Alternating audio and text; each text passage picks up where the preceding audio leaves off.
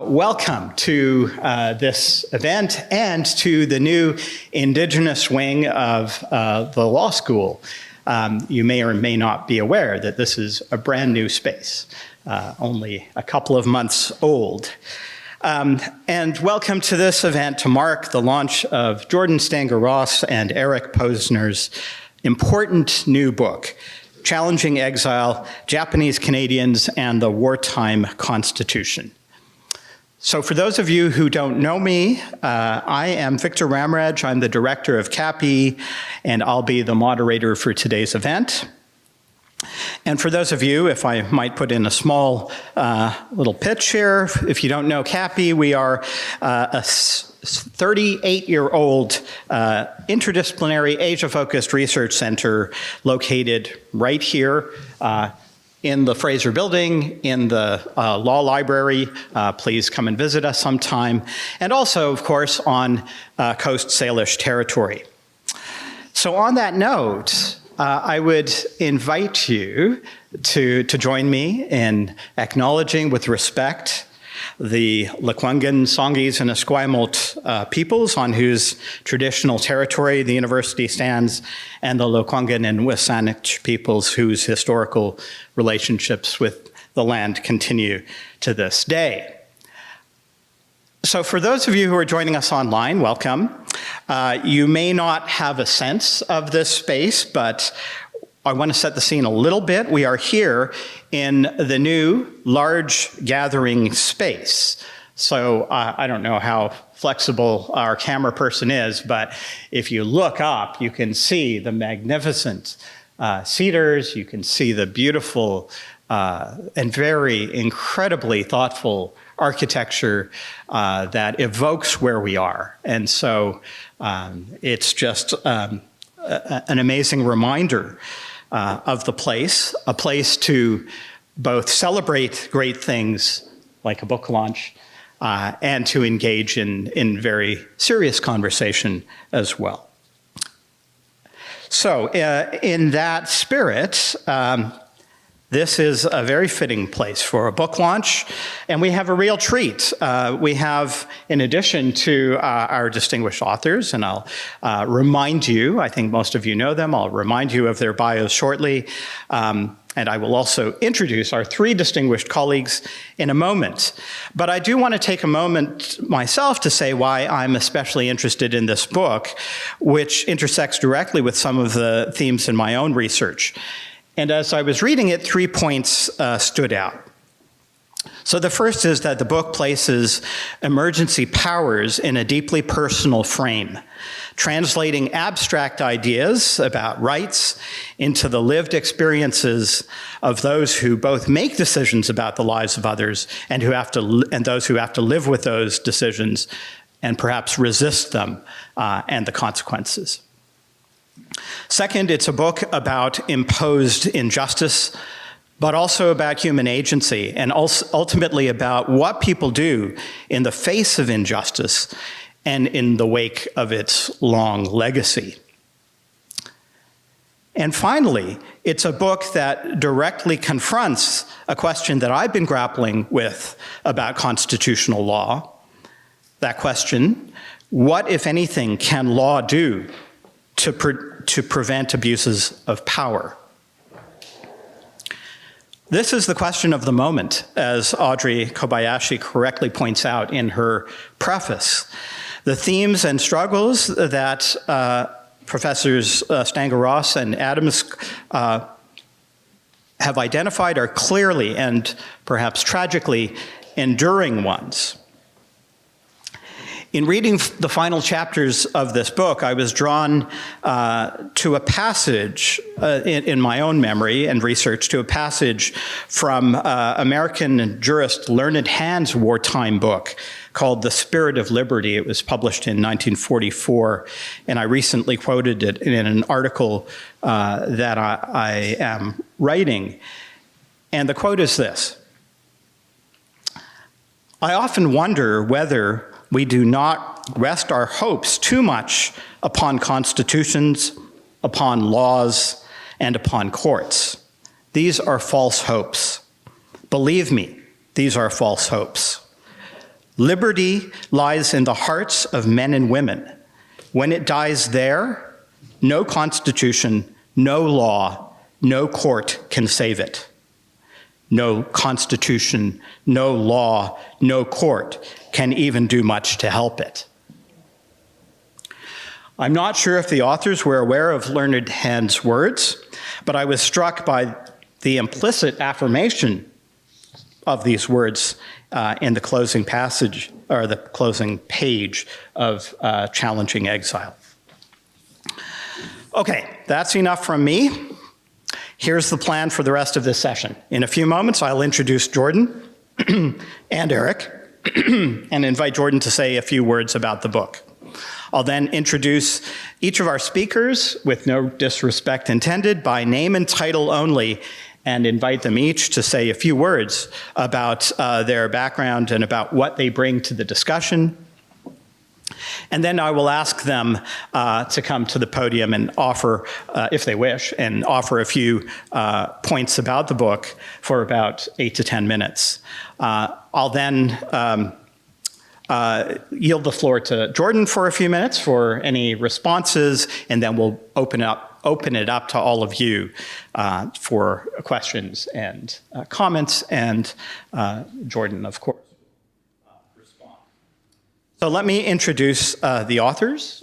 So Dr. Jordan Stanger-Ross, as many of you know, is a professor of history at UVic and was recognized in 2020 as a Provost's Engaged Scholar. His research, and this will come as no surprise to those gathered here, examines migration, race, and inequality in 20th century North America and beyond, with particular attention on the histories of Japanese Canadians. He directed Landscapes of Injustice, a 7-year community-engaged research project based at CAPI that documented the dispossession of Japanese Canadians during the 1940s. He now co-leads Past Wrongs, Future Choices, an international collaboration addressing historical redress for peoples of Japanese descent. Jordan Stanger-Ross's work bridges academic and public history, combining archival scholarship with storytelling, fostering dialogue, justice, and reconciliation. Eric M. Adams, and I believe, is he online? Okay, so hi, Eric, and congratulations. Is a professor of history and former vice dean of the University of Alberta's Faculty of Law, with degrees from McGill, Dalhousie, and the University of Toronto. He specializes in Canadian constitutional law, legal history, and employment law. His interdisciplinary research explores how law shapes questions of identity, belonging, and justice, including, as we all know, the legal history of Japanese Canadian internment and dispossession. An award-winning teacher and scholar, Adams has received the John T. Saywell Prize for Canadian Legal History. He frequently contributes commentary on constitutional and public issues to media and scholarly forums. On a side note, and I mentioned this to Jordan, I was delighted to see in the acknowledgement that Jordan and Eric met as undergraduates, I believe, at McGill University and debated philosophy after Professor Storrs McCall's class, which was also my first introduction to philosophy, I think around the same time, and with a colleague who is now at the National University of Singapore, with whom I've collaborated. We used to debate philosophy from Storrs McCall's class well into the evening. Storrs would have been very proud. So, Jordan, thank you, and Eric, for the stimulating read, and over to you for a short introduction to the book.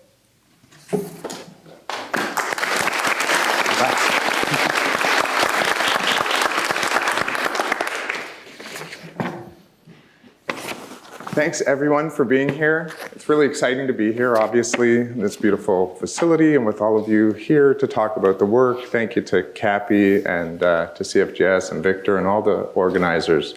I have many, many thanks I could offer, but really I just want to introduce the book briefly and thank my co-author, Eric M. Adams, who's, as we've heard, professor of law at the University of Alberta. And It's rare, I think, in academia to get to work with someone who's both your closest friend and a scholar you greatly admire. So it's been an incredible experience to do that with Eric. And many years ago, he called me up and suggested this book. He wanted to bring the case law in this book to the attention of Canadian readers. And at first, I didn't know if Eric was serious, that he thought the two of us should embark on a book project together. And I'm very glad that he was, and delighted to be here. I'll just read a few parts of the book today to introduce it, starting at the very start. In September 1945, at the end of the Second World War, 10,572 Canadians of Japanese descent faced exile to Japan. 3 years earlier, the federal cabinet had used the sweeping powers of the War Measures Act to uproot them from their homes. The government ordered, and I'll quote, "All persons of Japanese racial origin, whether wholly or partially of the Japanese race, to leave coastal British Columbia forthwith." A cascade of injustice followed. Federal orders compelled Japanese Canadians into crowded internment camps to labor on isolated highways or farms, and scattered families to towns and cities across Canada.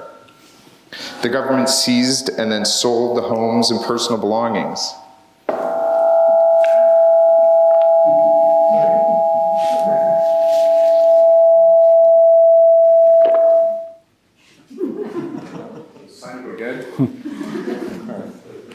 Seized and sold the personal belongings that Japanese Canadians had been forced to leave behind.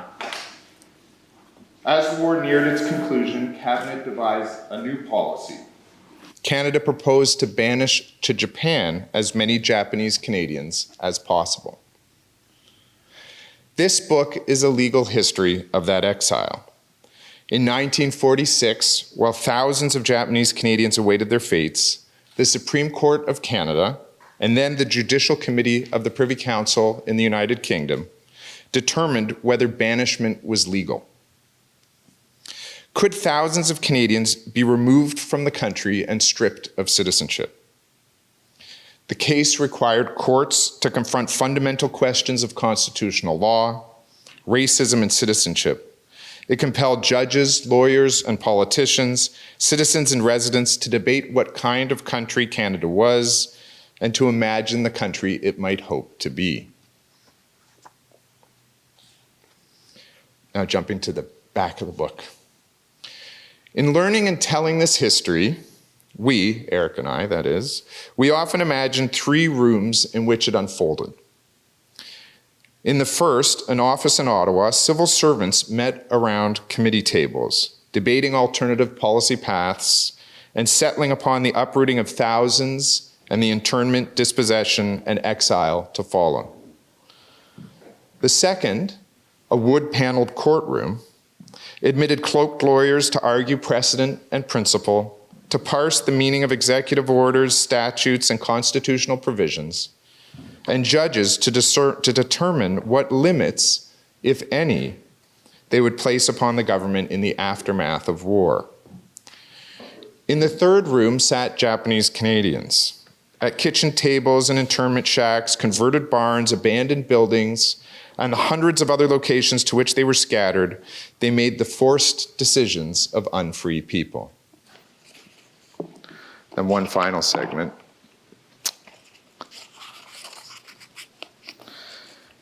History will record, the Liberal Minister of Labour, Humphrey Mitchell, argued in Parliament in 1947, that in the light of the desperate situation that existed in this country in 1942, the policy of relocation of the Japanese race was carried out in a humane way.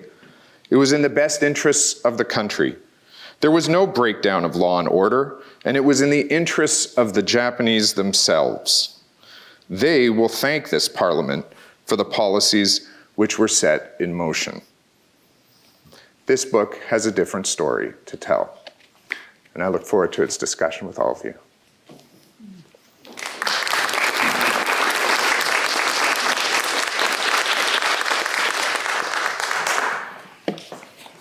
Thanks very much, Jordan. I'm going to introduce our panelists now. As I said, I'm just going to introduce them by name and, I was going to say rank and serial number, but name and position. And then I'll invite you, before you come up to the podium, and maybe while you're still seated, I'd invite you to just say a few words about your connection to the book and the sort of perspective that you bring to it. And then if that's all right, I'll invite you to give your comments from here. So we have Neilesh Bose, professor in the Department of History, Matt James, associate professor of political science, and Marianne Vallianatos, assistant professor in the Faculty of Law, all at the University of Victoria. So Neilesh, could I invite you to just say a few words about how you come professionally to this book? Sure. So I work in the global history of the 20th century, and I specialize in the history of South Asia across the 20th century. And I happen to be a fellow in the Past Wrongs, Future Choices operation as an academic fellow, and I worked on a variety of projects that situated this case in a global and comparative context. Thanks, Neilesh. Matt? Yeah, I'm a political scientist who studies memory politics, and when I started out, I didn't realize that I was studying memory politics, but I was writing a dissertation about the Constitution of Canada and social movements, and I encountered right away in the research for that book, Japanese Canadians deploying what Jordan's co-author Eric Adams would call constitutional stories, and I wrote about that, and in various ways I've been writing about the politics of redress and memory ever since, and that, of course, as would happen to anybody at UVic, that brought me into Jordan's orbit and co-authorship, endless battles over word choice and even fonts, and to a fellowship also with Past Wrongs, Future Choices. So I might get some revenge for that today, but I'm just pleased to be here. Brilliant. Marianne. I study Canadian legal history, and I'm especially interested in Asian Canadian history and law. And I was a student with Landscapes of Injustice many years ago, actually. Yeah. Wonderful. Well, as you can see, it's a fabulous panel coming to us from different disciplinary perspectives, but all, I think, very interdisciplinary scholars. And so it's wonderful to have you all here. And Neilesh, can I invite you up to the podium to give us your comments?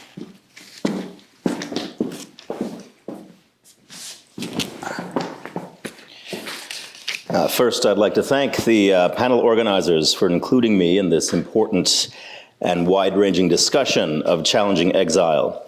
It is an honor, a privilege, and a great delight to sit and stand next to these distinguished scholars who are coming at this work from a range of disciplinary perspectives. As I mentioned, as a specialist in, non-specialist rather, in Canadian history, I view this work from the perspective of a historian invested in the global history of the 20th century, and in particular in the various dislocations in that century on lines of race, migration, and citizenship. I also come at this topic from the perspective of the history of modern South Asia, and an earlier work in that field of mine concerned late colonialism and mid-20th century politics of nationalism, exactly at that time of Japanese confinement, internment, and exile from various parts of the world. And based on these two areas, I joined the Past Wrongs, Future Choices operation as a fellow, and I enjoyed a joyous semester of intensive seminar discussions on various aspects of this topic that led to this book. And so I therefore have a range of perspectives on this monumental work that derives from global history of the 20th century and comparative histories of race and migration. So this work tells numerous stories of Japanese internment and confinement and exile from Canada during the World War II period and immediately afterward.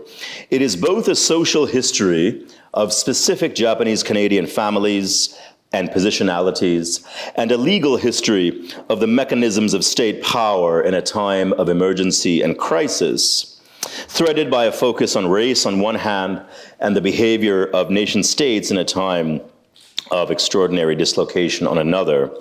In 14 smoothly crafted chapters with a preface by Audrey Kobayashi. The book delves into the Canadian social landscape of race and community from a Japanese-Canadian lens before the war, during and after the war, including the experience of singling out via registration in the early 1940s, and then specific racialized categorizations that occur, and then various forms of dispossession, displacement, and exile.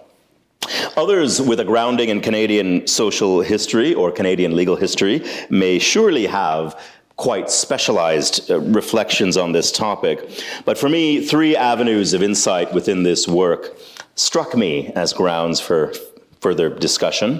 One is the vexed relationship with the nation-state to the south, which looms very large in this broad history, that of the United States of America. But here the authors identify how the United States of America and Canada at that time diverged in their approaches to the presence of Japanese origin people in their respective territories of a varied set of citizenship statuses within the US and Canada. As discussed in the chapter titled Conceiving Exile, the authors mention how Canada remained fixated on exile regardless of what the United States was doing, and created a loyalty commission to facilitate exile, which led to a signing day, as was mentioned by Jordan, following the process of property confiscation through a custodian of enemy property. And incidentally, as a side note, as a historian of South Asia, I was struck by this process as the nation states of India and Pakistan, and then later Bangladesh, also created their custodians of enemy properties in the context of war and ongoing determinations of enemies, whether real or imagined, in the post-war era.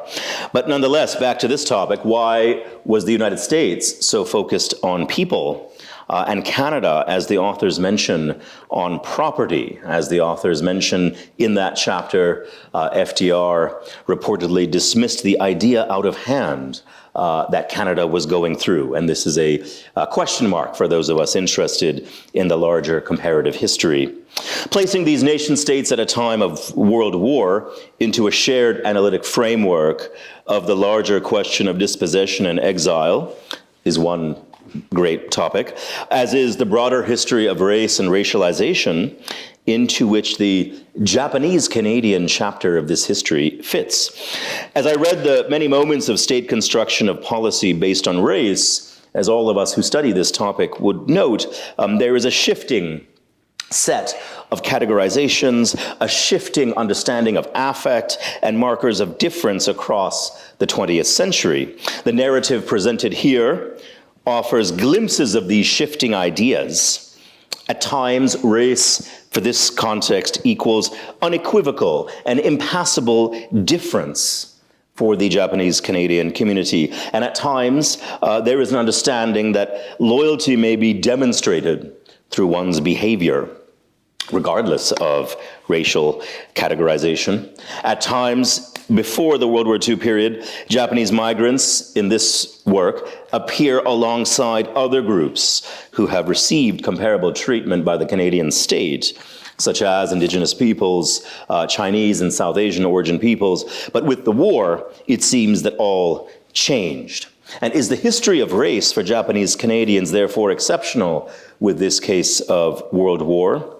And if so, what were the role of pre-existing ideas about the so-called Japanese race that informed this shift in the war period?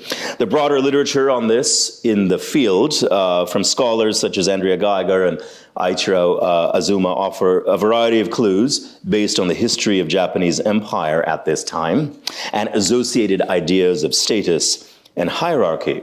And I wonder if the authors could comment on this issue. The emphasis on race leads to a final point about the audience and the framework of the book. As they mention, as was implied in Jordan's introduction, the term Japanese Canadian is used in this book to refer to all with Japanese descent in Canada at the time, regardless of citizenship status. This is because in 1946, all residents of Canada of Japanese origin were threatened with exile, regardless of citizenship status. But at that time, as the authors also mention, and especially in the chapter on signing day, individuals held a range of relationships to Japan, to the Japanese Empire, and to various forms of belonging. On one hand, such a move by the authors reinforces the notion that citizenship includes a foundation that had been violated, as Audrey Kobayashi mentions, that it had been, quote, cracked by an unrelenting racialization. And this is also demonstrated powerfully at the end of the work, as the authors mention, quote, words on the page matter, but what we do with them matters more. Does doing these things with words potentially hide the many forms of belonging entailed in citizenship that may not accord with a singular version of the nation state? As an adjunct to this question, in the chapter Experiencing Exile, the authors vividly show a diversity of experiences of exiles in Japan after their return. But what was the Japanese state's reaction to and engagement with these exiles? From a vantage point based in India, the same time period in history saw millions of people of various citizenship statuses throughout the world confronting the new state of India after independence. And the initial response by the new state of India was not to accept all of the, quote, overseas Indians as citizens of India, which unleashed a whole new set of historical issues, problems, and conflicts. What happened from the perspective of the Japanese state in this context? Finally, the work offers a compelling substantiation of Frederick Cooper's poignant stone lectures on citizenship given about 7 years ago, in which he reviewed a vast global history of citizenship as a legal category and as a form of belonging from the early Roman period through the present.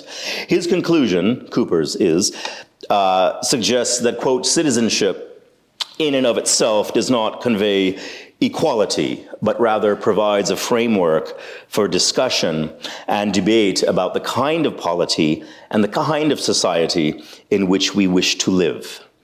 Jordan and Eric's deeply researched, carefully written, and powerfully structured study of Japanese Canadians in a time of global crisis offers historically rich resources to start to delve into that discussion. Thank you.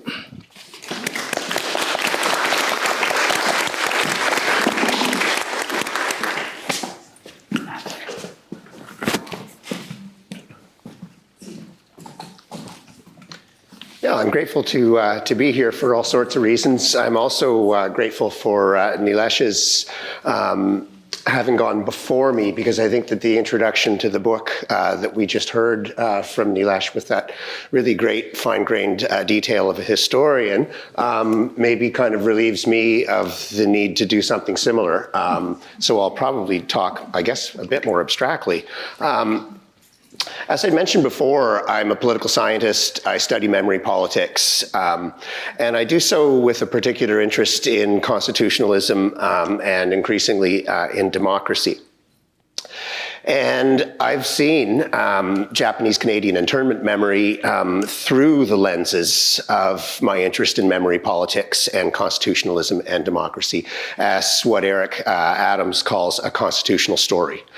In this case, a constitutional story of internment and dispossession that was mobilized through really difficult activism to make Canada say never again to explicitly racist conceptions and practices of citizenship. And that never again was concretized by Japanese Canadian activism in the 1982 Charter and the 1988 Emergencies Act.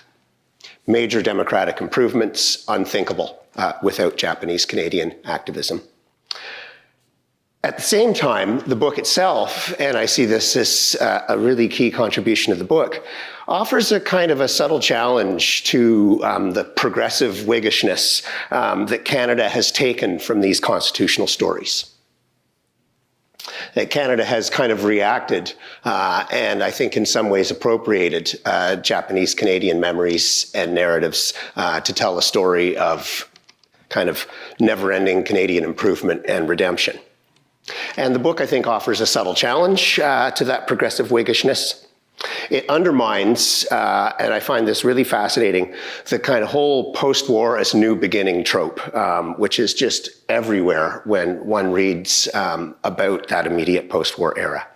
It doesn't deploy what Tom Bentley calls performative temporal segregation to present the Exile reference case as some kind of vestigial remnant of an old constitutional order marking a hinge point in history that's been kind of swept away by everything since.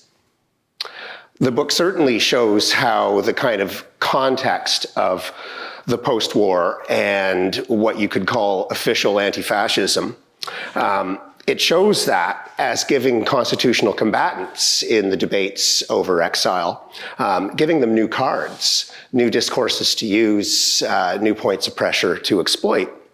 But I think really the book treats the post-war context, the immediate post-war context, more complexly as a kind of tableau that allows us to see really vividly close up in a telescoped way some core Canadian constitutional conflicts.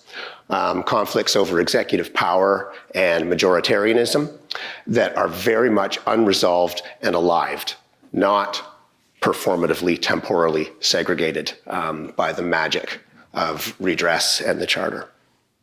And so I think in all this, the book prompts for me reflection on the kind of temporal or mnemonic consciousness that we might bring to understanding the exile policy and the constitutionalism that enabled it. By saying temporal and mnemonic consciousness, I mean the book asks us to kind of ponder how we might implot the battle over exile in our own narrative accounts of Canadian political and constitutional development. Where does exile fit in our understanding of Canada in 1949 versus Canada in 2025? And for sure, the book is fine-grained and clear in offering an account of the depraved agency of Canadian officialdom in its wartime and post-war policy making. And it shows, again, in really clear-eyed and fine-grained detail, the untrammeled racism of unfettered parliamentary sovereignty and the Wartime Constitution, the unfettered racism of a ranked, tiered, and conditional citizenship that was fostered, of course, by prior decades of Canadian race-making. So fine-grained and clear on those points. But also, and this is my point about getting us to rethink our temporal and mnemonic consciousness, how we think about the difference between 1949 and 2025 Canada. The book is meticulously uncertain in how we might understand the depravity of dispossession and exile in relation to present day and future constitutional trajectories of this country. It asks us instead to think more complexly about the relationship between 1945 and 2025. So in binary, though these aren't the only choices, we're asked to wonder, was the 1949 exile reference case an epitaph for an explicitly formally racist constitutionalism that's since been extinguished by the Charter and the Emergencies Act? Or should we rather regard exile and the exile reference case as a kind of enduring flagpost of a discriminatory, often conditional citizenship, an increasingly permanently exceptionalist approach to limitations on parliamentary sovereignty that we see in the contemporary promiscuous use of the notwithstanding clause and the diminishing taboos around its use? And we kind of wonder, what of the Wartime Constitution? Is it maybe not something that's done and gone, but something that simply is always there underneath the surface, going into periods of deep abeyance and then being ready for resurrection, as we saw, for example, in the years after the September 11 attacks with respect to racial profiling and Islamophobia. So I'm interested in Jordan's take on all these things, and if there's time or if he prefers, two really just very quick, more specific points. I really wonder what to make of the Hitler-Nazi comparisons that were mobilized in relation to Ottawa's plans to exile Japanese Canadians. These kinds of comparisons are contentious today.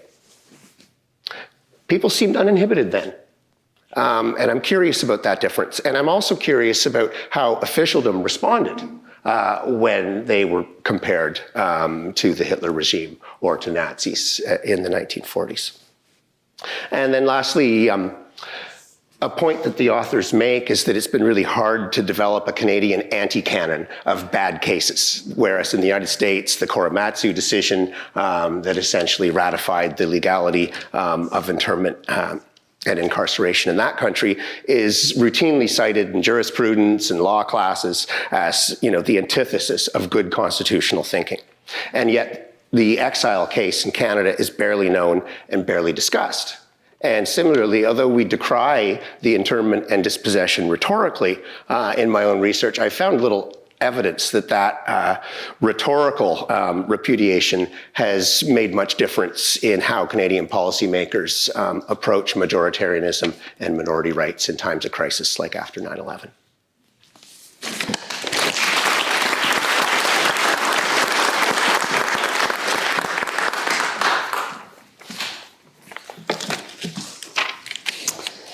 Okay, good morning.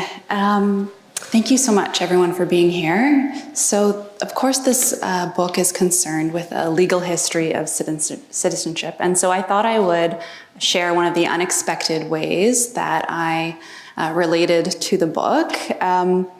There's a little story in here about a man, George Tamaki, who was he went to Dalhousie in 1939, and I think that would have made him the first Japanese Canadian to attend Dal Law.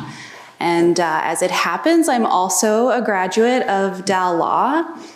And when I went to Dal in 2009, I didn't know anything about George Tamaki. I didn't know his story, and I really wish I had.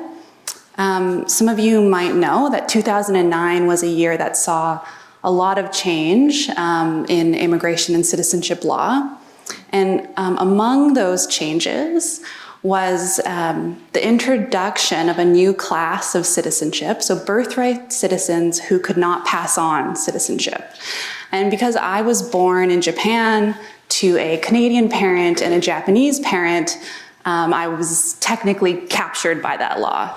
It didn't affect me as a young person in my 20s, right? Not thinking about having a family, but it did suddenly change my awareness of my citizenship, realizing that citizenship can actually be quite malleable, even if you are a birthright citizen. And that the law is not necessarily abstract and external, but can be experienced as quite personal and connected to experiences of identity and belonging. So I just wanted to sort of share that entry point that I had to this book. So Audrey Kobayashi published an article called Racism and the Law in Urban Geography about 3 decades ago. And she argued that anti-Asian laws had tried to reorder the landscape of British Columbia so that Asians had no place here. And in her article, she demonstrated that the Exile decision was not necessarily unprecedented, but that it had followed preceding cases and statutes that discriminated against Asians. And Jordan and Eric's book certainly affirms this argument and expands on it in incredible detail. And there are important expansions that they add. So if Kobayashi convinced us that the Exile decision was made possible by more than 5 decades of incremental construction of a strange legal infrastructure that could claim to value the rule of law while discriminating against racialized communities, then Jordan and Eric have taken us inside that infrastructure. The book describes the administrative choices by people who worked within government. And so we see, for example, the public assurances that Exile had a component of voluntariness that was insincere. The coercive conditions were known to government workers. And also consistently throughout their discussion of legal and administrative processes, Jordan and Eric track the voices of Japanese Canadians and their differing views and experiences. So the book documents a period of grave injustice surrounding the government exile policy. But it also shows this was a time of immense complexity. And I wanted to read 3 different points of view from the chapter signing day that really stood out to me. So this first quote is from a young woman named Aiko, and it's an intercepted letter that she sent. And she writes, my boyfriend is out in Ontario, and he's loyal, so staying in Canada. Mom and Pop are disloyal, so being repatriated to Japan. My friends tell me forget about him, but somehow or another, I guess I love him. Gee, I don't see why the government can't leave us alone. They've shoved us around enough already. And then the second differing point of view comes from an individual who was incarcerated at Lemon Creek, who writes, we should show the people we ain't just slant-eyed yellow Japs, but we have the same heart as any other Canadian. And then the third quote, let us get back to the country of our ancestors. We will repair our failures and give our labor for the good of our own race. So we have the same heart as Canadians. Let's give our labor to our own race. So in earlier chapters, Jordan and Eric, they trace community member discussions about citizenship as early as 1897, and they describe the pamphlet published by Kazutomo Takahashi, arguing that racial discrimination against Canadian citizens was tyrannical and unconstitutional. And the inclusion of these discussions is important because by the time we reach the Supreme Court of Canada, now we're at a place where there's lawyers and judges talking about and speaking on behalf of Japanese Canadians. So as a reader, by the time you get there, you appreciate that the arguments being made about citizenship are not purely strategic, but they're sincere and they're rooted in the experience of community organizing. Even though by the time you get to court, you don't hear the voices of Japanese Canadians. So my 3 questions. My first question is about writing the book. So the research for the book is impressive, and that's an understatement. And I think it's often the case that for researchers who are interested in racialized communities, we encounter archival gaps and silences. And it seems that this was not the case here. But it also seems equally daunting to be faced with too many records and just the volumes of material that were created in relation to the internment. And so I'm interested to hear from Jordan about that. Also about writing the book, why the word exile? So if you are familiar with this history, you know there are a lot of euphemisms in Japanese Canadian history. And so the government used the words repatriation and deportation. And so I'm interested about this choice to use exile. My second question. So the court decision to uphold the exile of Japanese Canadians is explained in the book as a collision between 2 big legal ideas, an entrenched wartime constitution and an emerging legal respect for individual rights. Given this framing, I started to have a new appreciation for the lawyer in this case, Andrew Bruin, because he did not confine his arguments to the War Measures Act or citizenship, but he also argued that the racial aspect of the law was defective. And so was this a lawyer who was committed to challenging racist laws directly?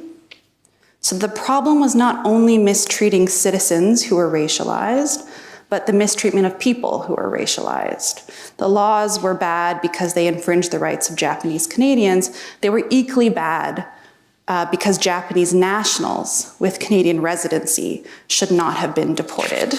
And my last question is kind of connected to the previous one. Which is I formed the impression that you were concerned about the rights of non-citizen Japanese people in this history, even though it's less of a focus of the book. And so I wanted to ask about a quote by the authors at the end here. Okay, so you write after sort of reflecting on what happened after the Exile decision, Canadian politicians desired a policy of uprooting an exile, but that did not render it legal. Courts should have held that the War Measures Act did not enable racist policy objectives committed during and after the war. So I read this as an invitation to understand the Exile case as not only being about the harms to citizens, but also to think about the harms to those who were immigrants. And so I just wanted to hear from you on this aspect of the history. Thank you.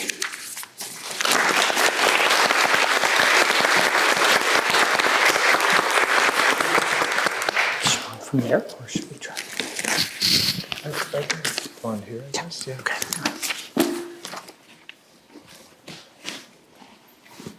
Thank you. That was fun. It's such an act of generosity to spend that time with the book. I know in the midst of many other things that all of you do, and to offer those rich reflections. It's a real treat for me. So thank you. I'm going to touch on, I guess, also because you all said so much, I get to say whatever I want now, of course, right? But I'll touch on a few things that I think bridge them, and then at least a couple questions that I can't resist because they just really are things that I've spent a lot of time with as well. So I thought I heard, especially in Neilesh's comments, a question about cause. Why does the Canadian government make the decisions that it does to uproot and turn the entire population on the basis of race rather than just people who are suspected of some special connection with Japan, as was the case with German or Italian nationals, say? Why does the Canadian government dispossess Japanese Canadians of all of their property, whereas in the United States was the example that Neilesh gave? And we can move through a kind of sequence of decisions that the Canadian government makes, in each case asking why. One of the courses I don't get to teach because I run these partnership projects is a course in the history of race and ethnicity in Canada, which is part of my normal course load if I wasn't running these projects. But often I get called in by the current instructor of that course, Georgia Satara, to ask questions that her students have. And their students are often precisely like, why does the Canadian government make this decision? And I often hear in that question, in a sense, why was it inevitable that the Canadian government made that decision? Or what would help us to understand, in a sense, that Canada was always going to dispossess Japanese Canadians of their property and the United States wasn't? Is there some constitutional arrangement or some difference between the two countries that fundamentally makes that the case? So our book tries to capture two things about these kinds of pivotal decisions. And I think you could make the same argument in the States. And then as I've looked across other countries, we see kind of variations of the policy in countries across the world that have huge consequences for the people suffering the policy. Does that regime decide to dispossess the people they've uprooted of all of their property, which then has consequences for what they decide to do subsequently? Now the Japanese Canadians have no homes, so where will they go to? We'll have to send them somewhere, right? So it has real consequences. So I think what we try to do in the book is to establish the conditions within which that choice was made, and many of the topics that all of you brought up, the constitutional arrangements that offer greater and lesser forms of protection to citizens and residents, the history of race and racism and racist law in Canada, the institutional arrangements that lead a particular part of the government to be dealing with this question. So I think we tried to trace that carefully and sort of put you in the moment where those decisions are made. But I do think, for instance, that the United States could have seized the property of Japanese Americans and dispossessed them. And Canada certainly could not have. So when after all that work to arrive in that moment, Canada could not have dispossessed Japanese Canadians of their property. There were almost all of the real estate was rented by tenants who were paying rent on the property. Farmers were working the farmlands of Japanese Canadians. There's a moment there where the government can decide not to dispossess Japanese Canadians of their property. And how is it that they make the decision to dispossess them of the property? It's a kind of a contingent choice. It matters who was sitting at that table and whose voice mattered. And whose concerns prevailed. In this case, the director of the British Columbia Security Commission, who was concerned that Japanese Canadians would go in an orderly fashion to internment, a millionaire who had been appointed ahead of this commission, a guy concerned about property. And so he says, well, let's give them assurance that we're taking control of their property, that there's not just going to be looted or it's not just going to be lost. And that decision to seize managerial control of the property, which could be justified at the time as an act of good governance directed at Japanese Canadians, and some people in the room thought that enables the subsequent decision to dispossess them. And they were dark and bad decisions indeed. I don't know what the lighting was like in the rooms where they made these decisions, actually. But that renders Japanese Canadians sort of radically without home, radically without place at the end of the war. So that's one way I would answer this question of cause. I heard two questions that I think had to do with exceptionalism. How exceptional was the treatment of Japanese Canadians in relation to the larger history of race and racism in Canada? And then I heard the question also, how exceptional is this moment as a moment in constitutional history as compared, say, with ways in which we respond to emergencies subsequently in Canada or might yet still respond to perceived emergencies? And I guess the answer to that question would have to be complex, but I think what we try to do in the book is to focus attention on this end of the war moment when we try to think about this history. So I think typically when we've asked the questions, how exceptional is the 1940s mistreatment of Japanese Canadians? I think for good reason we've focused on 1941, 1942, attacks on Pearl Harbor, Hong Kong, a sense of emergency on the west coast of Canada, a prime minister genuinely concerned about Pacific War, right?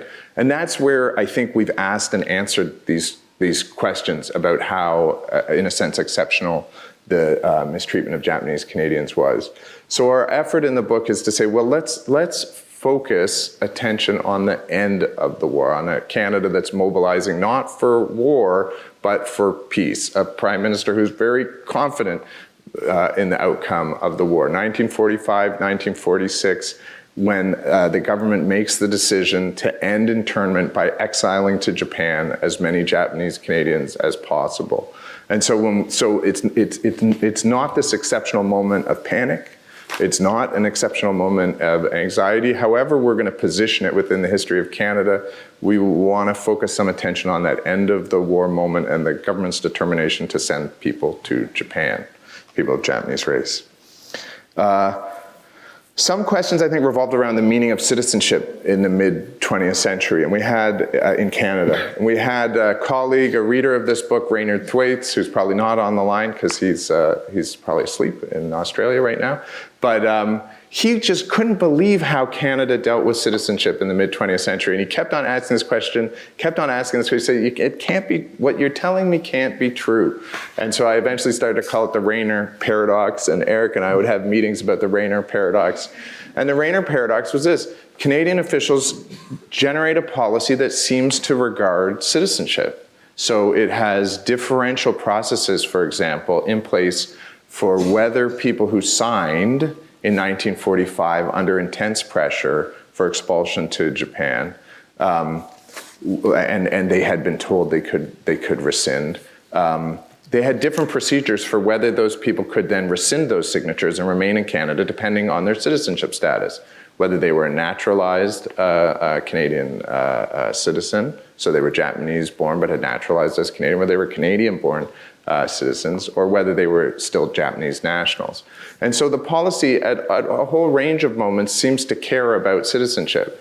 And yet, the government is proposing to banish to Japan people of Canadian citizenship, including Canadian-born, who won't have nationality there, to strip naturalized citizens of Canadian citizenship at the port in Vancouver and send them to Japan to render them stateless abroad.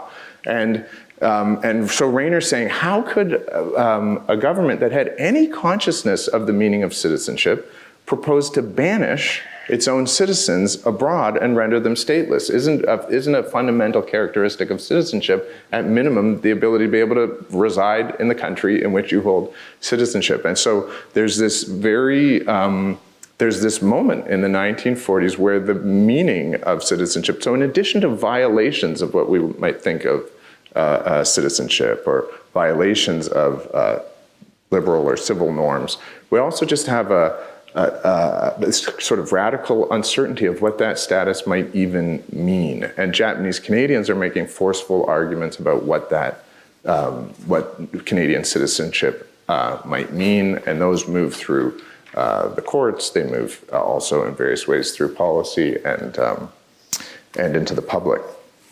How am I doing time-wise? 5 minutes. I still have 5 minutes? Yeah, take a few minutes. Okay. I mean, it takes away from discussion and questions, so up to you. Okay. So I wanted to touch, and thank you for raising the diversity of Japanese Canadian perspectives conveyed in the book through Signing Day. That was really, so Signing Day, the chapter that Marianne was reading from, RCMP officials arrive in camps and process hundreds, even thousands of people in a single sitting, in a single day, demanding that they sign forms. And if they sign the forms, they can remain where they are. They can keep the jobs that they've gotten over the years to support their families in the sites to which they were uprooted and interned. They can live in the houses that they're in and so on. They sort of keep their current lives. But they agree then to accept expulsion to Japan at the close of the war. Those are the terms in spring of 1945. If they refuse to sign the forms, they're told to go to a placement officer who will send them east. So Japanese Canadians have all kinds of questions about this. If I go east, will I be able to purchase property there, or will I be able to have access to employment? If I'm attacked, will police protect me? Will I at some point anticipate that I can regain citizenship in Eastern Canada? Can my children go to school in Eastern Canada? And the lead appointee of the Department of Labor, a man by the name of Thomas Piggerskill, whose job is to get as many people to sign the forms for Japan as possible. He offers answers to those questions that are designed to inculcate uncertainty on their part. Well, we don't know whether you'll get jobs. Policing is a local affair. Will you be protected against racist violence? We don't know. Education is a provincial matter, not a federal, so we can't comment on whether your children will be able to go to school. So under those conditions, and some local officers told them they'd later rescind, 2/3 of Japanese Canadians in the BC camps, so over 10,000 people, signed the forms accepting expulsion to Japan, which is I think it's the coercive conditions of the signature of that signing day moment that most convinced me to use a term like exile or expulsion. It's the ways in which essentially the forms were signed, even though the history there are then outs afterwards that some people take. Japanese Canadians, as you would imagine, have very diverse reactions to that moment. Some feel a desire to assert their belonging in Canada. You know, screw you, I'm Canadian. And some people, screw you, I'm Japanese. You know, and some of those arguments that they make are, I think, also ways of understanding a decision that is so coerced in ways that allow them some sense of control over it. And so, you get this very wide-ranging, there's incredible records, to speak to the superabundance of records, thousands of letters that Japanese Canadians, because the communities had been splintered, and so they were writing letters to one another.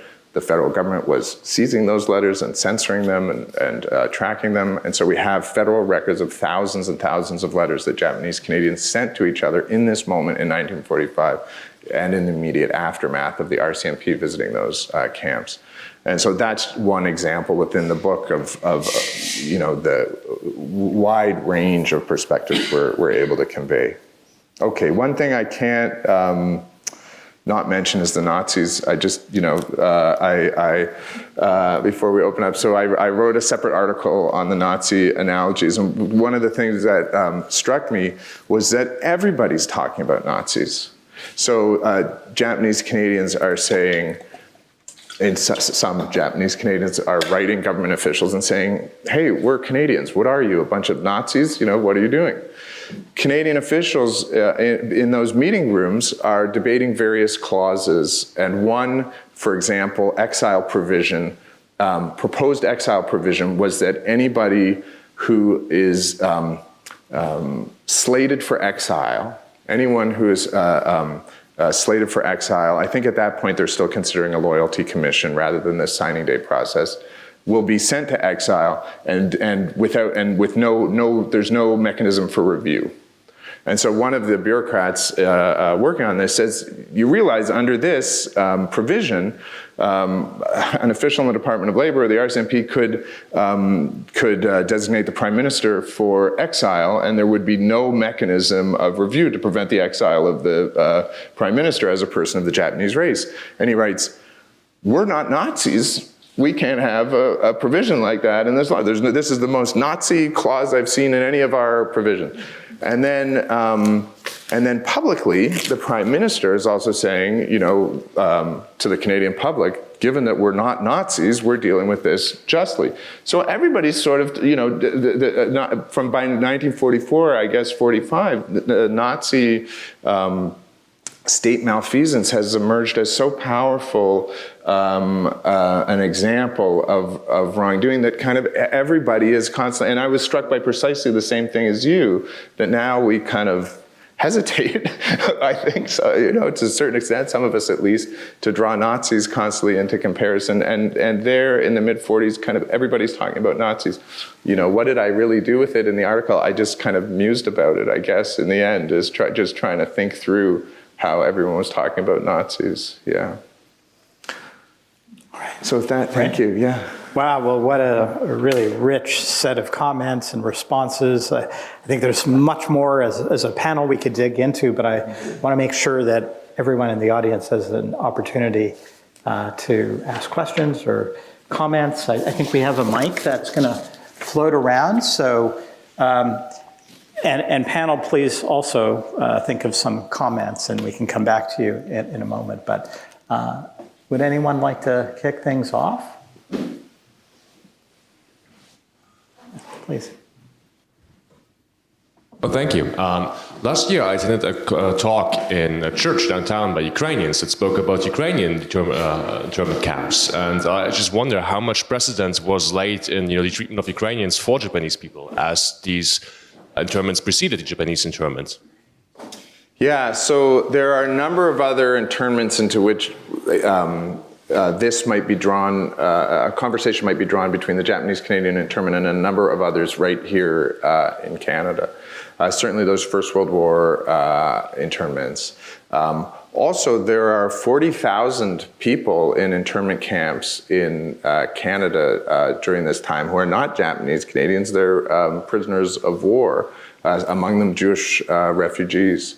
In a kind of tragic history here in the 1940s. And there's been a little bit of work to draw those internments into conversation with one another. I think that for the history that we tell, the Japanese-Canadian uprooting is distinctive because of in a sense, the totality of it, the percentage of the population uprooted. In all the other instances of civilian internment in Canada, it's a subsection of the population almost all foreign nationals, so not Canadian nationals, and a subset of those foreign nationals who are deemed to be have some enemy interest, and those decisions are often made poorly, and those people are treated unfairly.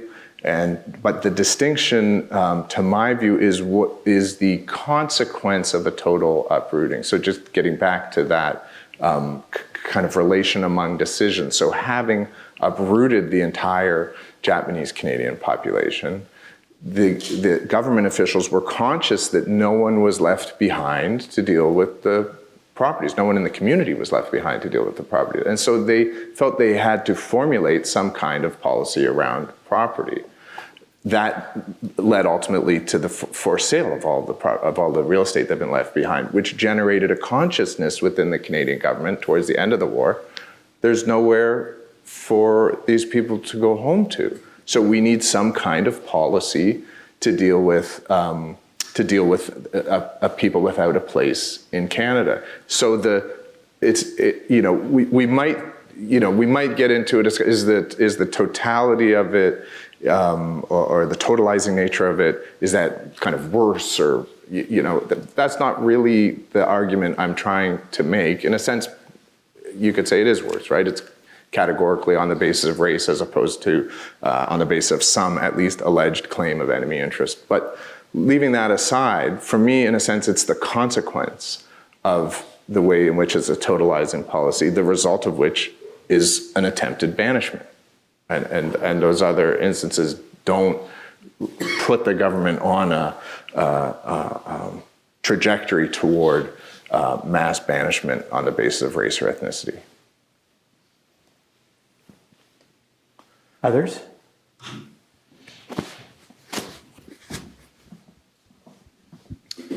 I understand there are some Japanese societies that were in existence in Canada at the time, patriotic societies. Were these mentioned by you? Did they exist, and were they significant?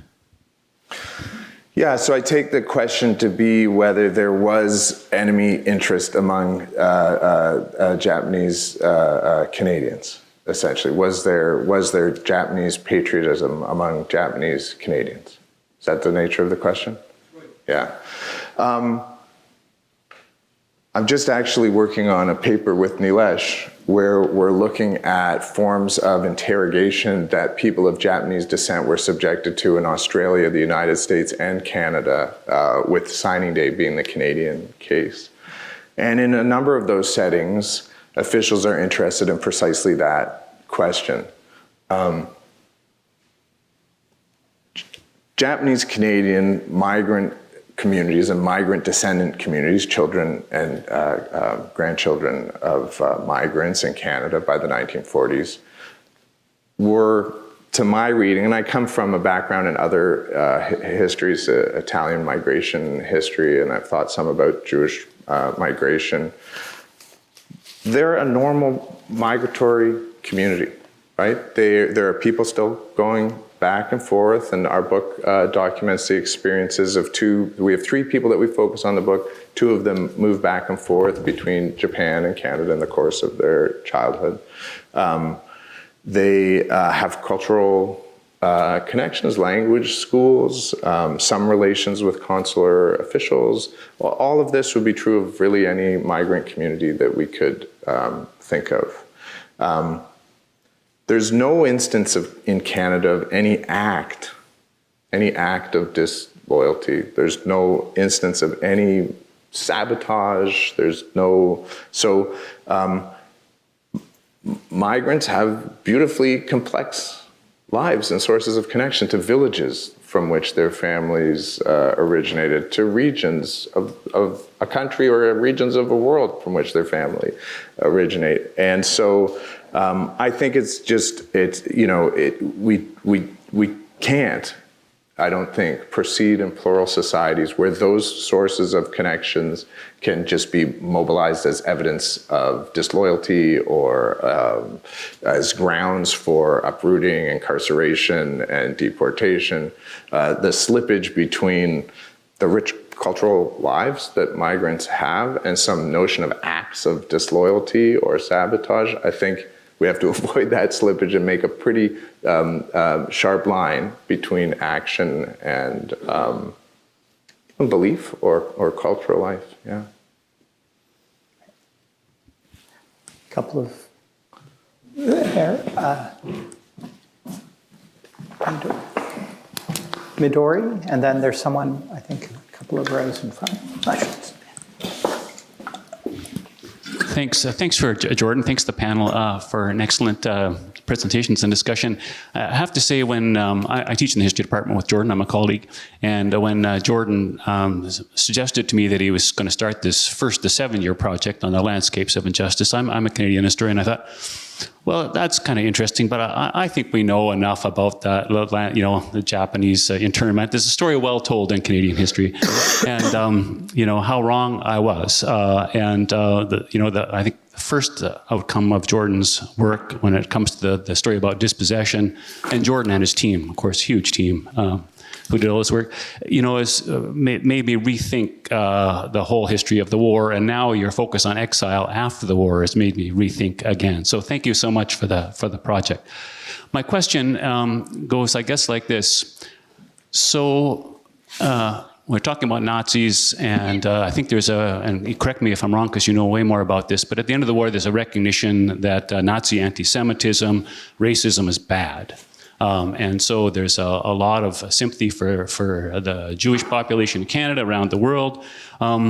So Canadians are coming to terms with anti-Semitism, anti-Jewish racism is bad. At the same time, we're quite happy to perpetuate and expand our notions of anti-Japanese racism. So racism is kind of working in two directions. One, there's sort of a positive racism aimed at the victims of Nazism, and there's a negative racism aimed and maybe exacerbated or still present against the Japanese. Is it perhaps because of stories of atrocities of a Japanese war that kind of makes Japanese and Canadians kind of Japanese Canadians kind of victims of an increasingly negative view of racism rather than kind of a more sympathetic view? Yeah, I don't. So the discussion in Canada in 1944 is about or even in 43, but certainly in 44, Canadian officials start to say, we have an issue here. There are large camps of people interned on the basis of race in Canada, and this isn't good. This is an issue that requires resolution at the end of the war. And there's going to be a problem here. If folks go back to BC, they're going to find people living in their houses. Some of their houses are still up for sale, and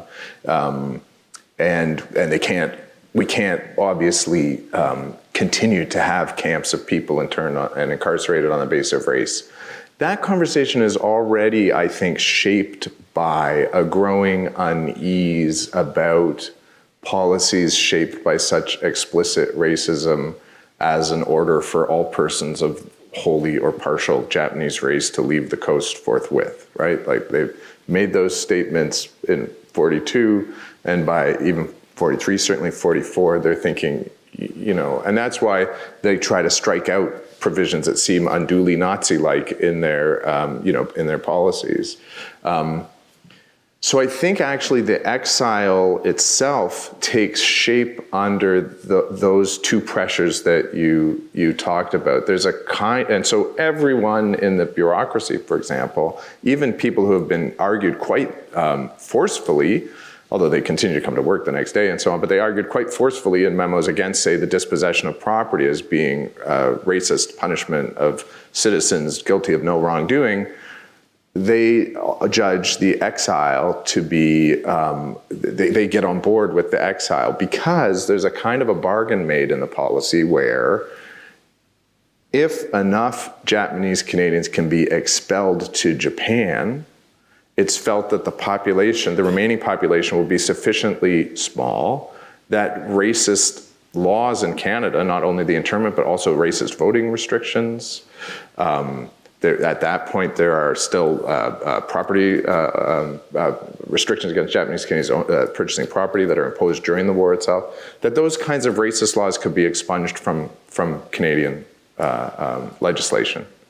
And so there are people who contemplate what they're doing as a kind of an anti-racism in supporting the expulsion from Canada of a sufficient number of Japanese Canadians to permit the government to then operate on the basis of non-discrimination, within its own laws. And so that's sort of how those committee tables work. Some people are there because they'd like every last, Japanese person out of the country, and some people are there because they'd like to see a country in which there are less, or at least the perspective they're bringing to the table is that they'd like to see a country with less race law. And they kind of work together at the committee table and sort things out. By the time so they undertake this process of supposedly voluntary expulsion, right? The people have signed, they've agreed to go, so who can object? Of course, people do object, which is how we get a Supreme Court of Canada case and a case at the Judicial Committee of the Privy Council. When that discussion moves public, so kind of from the committee table to the public, certainly front page, the paper, the kind of the Nazism of the seeming ongoing policy into the post-war, as it's directed towards Japanese Canadians, is explicit in front of the Globe and Mail, Toronto Star, even the Vancouver Province. And part of what they argue is part of what they're doing is making an argument for Canadian citizenship, where if Canadian citizens can be subject to banishment, they're kind of getting on board the Rayner paradox. If citizenship can be, if citizens can be banished, then what is the value of any of our citizenship? So I would say that those kind of two, that tension that you're talking about actually plays out also directly within the policies and public discussion surrounding Japanese Canadian expulsion. Yeah. I have one question there, Midori, and then there's another one at the back. We have about 5 minutes in total. So. Thank you for the extremely inspirational conversation today.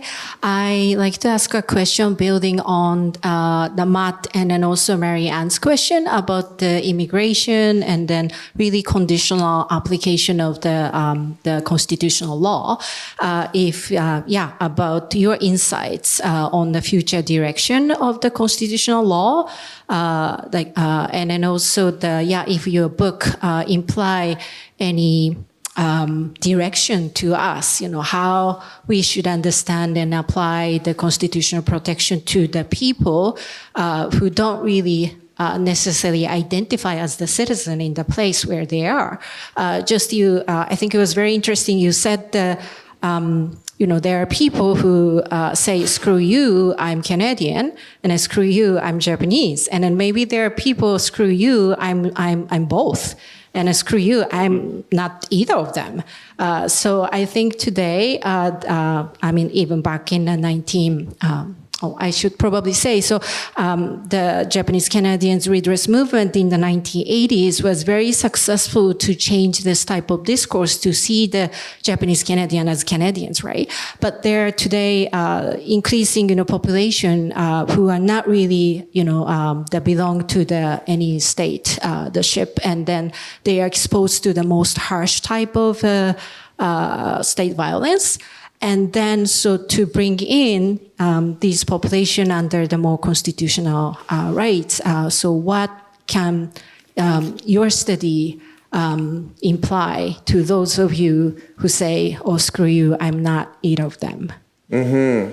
Yeah, it's a great question. Well, lots in that question. Thanks, Midori. Well, I think the amorphous nature of citizenship in this moment, or the kind of nascent condition of citizenship in Canada in this history, opens that window quite nicely for us, in a sense that there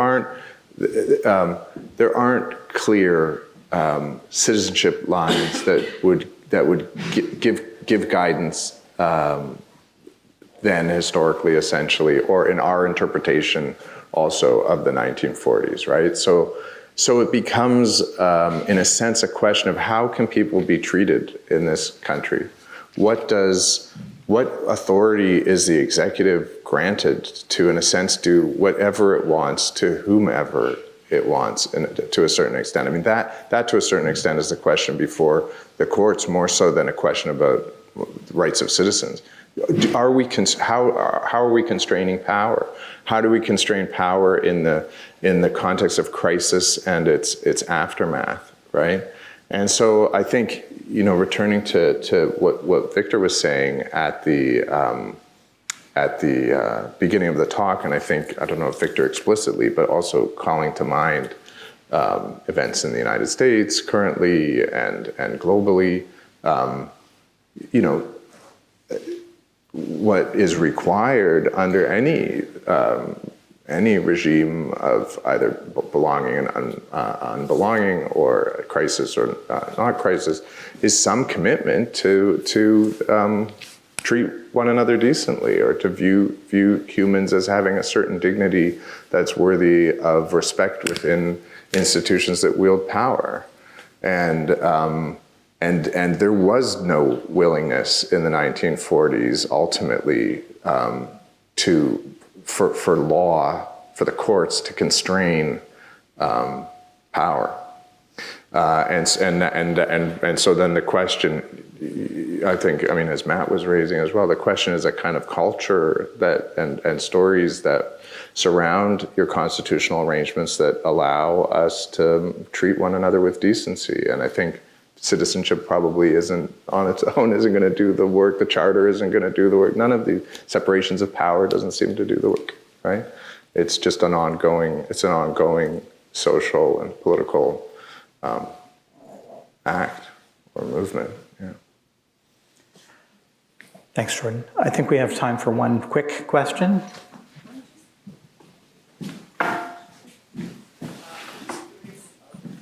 Still don't have audio. Hello? Yes. I'm just curious, what happened with the family members who, I'm talking now about Nisei, which means those who were born and who were citizens.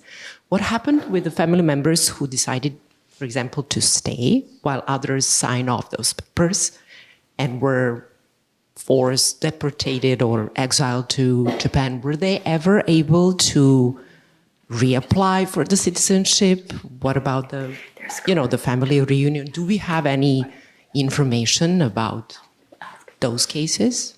Yeah, thanks for the question. It's a great place to end as well. So yeah, the book does end with those, near the end of the book is the experiences of those Japanese Canadians expelled to Japan, and then also the three main people whose lives we follow through the course of all of these policies. All three of those were expelled, Canadian-born, and they came back to Canada. So Japanese Canadians who were born in Canada retained citizenship, so the children who were sent retained citizenship. Many of them returned as young people to Canada, and then their parents had to come as immigrants, had to apply as immigrants, having their children here. So we don't know the exact number of how many Japanese Canadians eventually made their way back to Canada, but one estimate by someone who worked to find Japanese Canadian families in Japan to provide them with redress. They qualified in 1988 for redress from the Canadian government. One of the people who was involved in that and wrote on this topic estimated that half of them had come back ultimately to Canada, but we don't really know. But thank you. Yeah. Okay, well, thank you. Thank you all for the questions. Thank you for the stimulation, Jordan. And I'm not sure if Eric is still online, but this has been a really profoundly interesting discussion. I think it's also an incredibly timely discussion, both in terms of looking back, but also thinking about our present moment and predicament, and also, charting a path forward. So thank you. I think that's the best way of wrapping this up. Thank you to Jordan and Eric. Thank you to our panelists. Thanks to Neilesh and Matt and Marianne. And I understand we have some gifts for you. I don't think we need to ceremonially give them to you now, but we have them after the session. We'll gladly pass those on to you. I also want to acknowledge again the supporting units and organizations, the Victoria Nikkei Society, the Department of History. A special thanks to the Faculty of Law, and I don't think he's here, but Will Owen, who was really helpful in pulling this together in this beautiful space.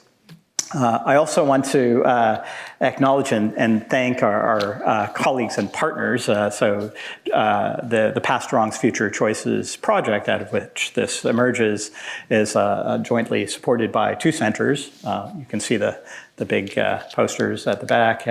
Oliver and Jody and Leah and their colleagues at Center for Global Studies, and of course, Cappy and Noel and Katie and Seneca, thanks for your support. Most importantly, though, I want to thank all of you, both online, and I'm sorry we weren't fully able to engage you. I'm sure you will email Jordan and Eric with your questions and comments. Please do.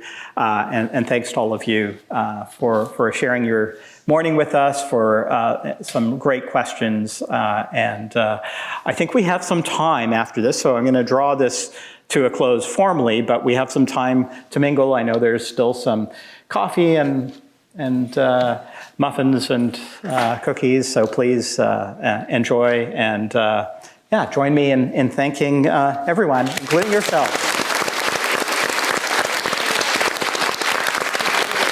Oh, right. And a small commercial advertisement, there are books for sale at the door. So, thanks, everyone.